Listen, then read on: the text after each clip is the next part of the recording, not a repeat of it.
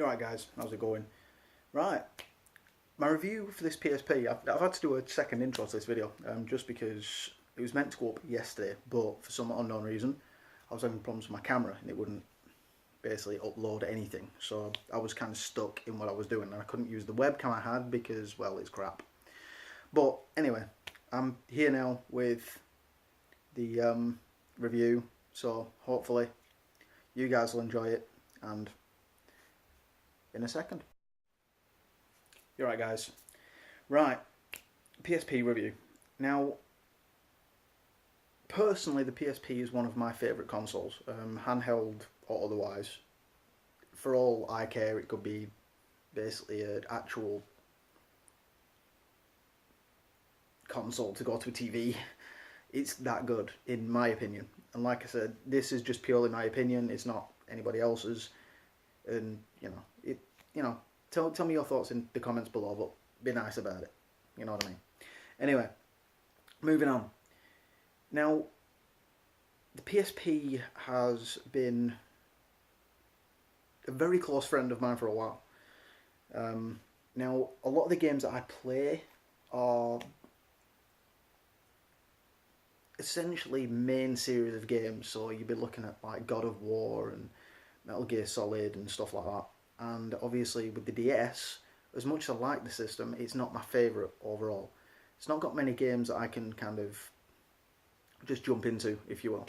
A lot of them were pretty much JRPGs and things like that, so, we'll go from there to see what happens with that. But like I said, same with the 3DS and the Vita, it's getting very close between them, because obviously each console can choose to do different series of games, but they don't. They tend to cater towards a lot of the actual ones at the moment, and it's a bit weird. It's a bit weird, but it's life, I suppose. But anyway, PSP review. Now, the one that I actually own at the moment is the 1000 version, the big, thick, bulky thing. Mainly because I have big hands, and it's stupidly bad with the Slim when I do actually get cramped quite a bit, but still, bear with me, it'll all become clear. Now, the reason I like this one better, because like I say, it is bigger and I can grip it a lot better and it feels a lot better in my hand. I know a lot of people prefer the Slim or the 3000, which, everyone to their own. Now, this particular version changed a few things over the Slim version. The original memory card slot is actually at the back there. That would be your memory card slot, and it's under like a little plastic hard flap, whereas the other one was on the side.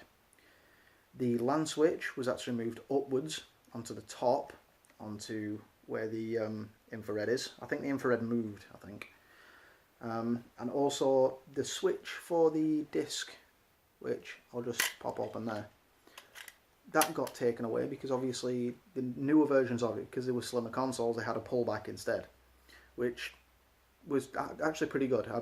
I do prefer the pullback, but in order to feel comfortable playing, I've obviously gone for the thick one.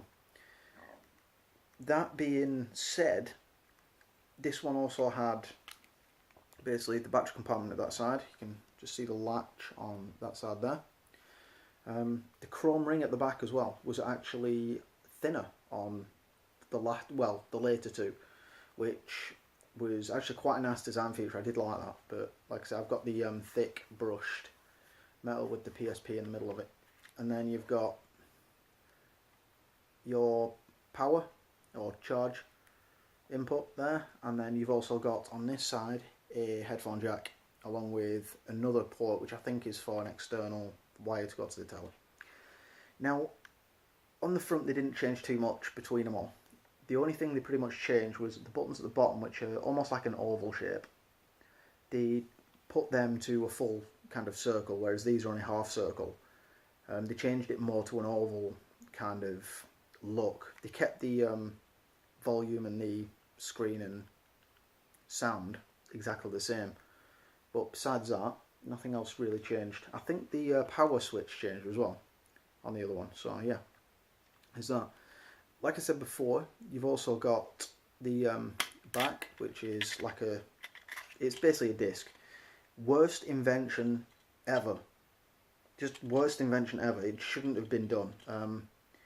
They're flimsy. They're easy to break. They're just made out of thin, terrible plastic. The only way I've found, I've bought a lot of these and found out that they do tend to split along the top. The only way I've managed to get over this is by using a multi-purpose glue. Obviously on the outside, not on the inside. As you glue it together, you push it together and then glue it across. I've done this several times and it works wonders. But, I don't know how long it's going to last. But still, on the odd occasion you do get something that's just an idea.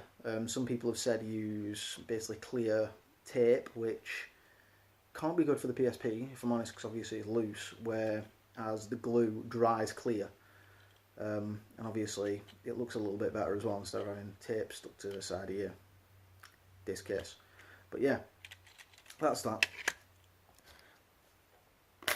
Like I say, inside there, it's a different latch to what the original was. That one basically pushes down and then you push it closed. Similar to what the NES was, when you push the cartridge in and then pushed it down. That's basically what that is. When you open it up, it pushes the disc out a little bit so you can grab the disc and pull it out.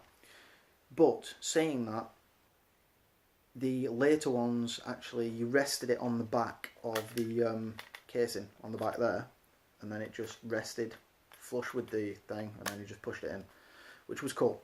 It was all cool. Now, like I said before, the games that came out on the PSP were a lot more like console games, and that's what I liked about it, to be perfectly honest. It was a really, really good console for playing that kind of game on. And some of my favourites, if you've been following me on Twitter, then you'll know. I was going to bring some games out, but I've kind of picked basically 4 of my favourite, 2 of them from the same series, but still, bear with me. The first one is Crisis Core Final Fantasy VII, which is obviously a prequel to Final Fantasy VII. Really good game. Takes a lot to get into because of the battle system. It's not turn-based or anything like that.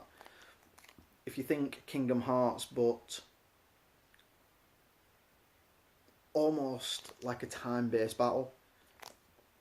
Kingdom Hearts, but a hell of a lot more kind of strategically placed. You've got to be careful of what you do, otherwise you will get killed and annihilated.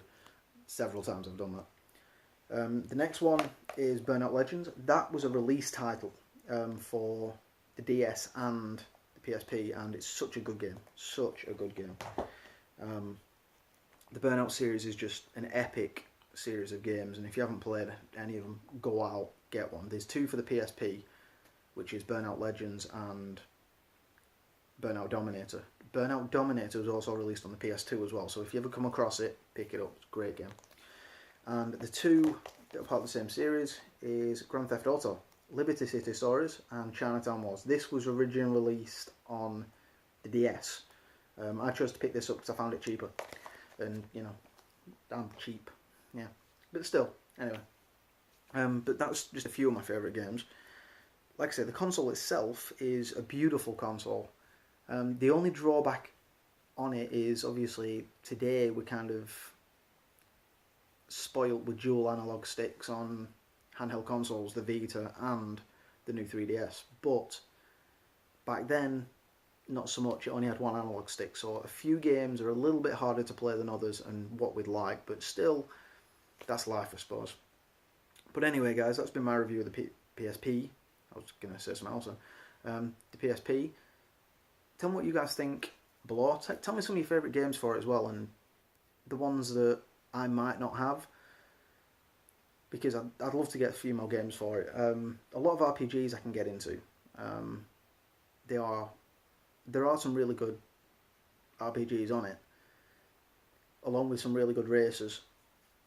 But anyway, guys, thanks very much for watching, and I shall see you guys in another video. If you haven't already, like and subscribe, and also follow me on Facebook at Gaming and Console Technology, and also on Twitter at Retro Gaming 2009. Alright, guys, See you in a bit, and have a good one.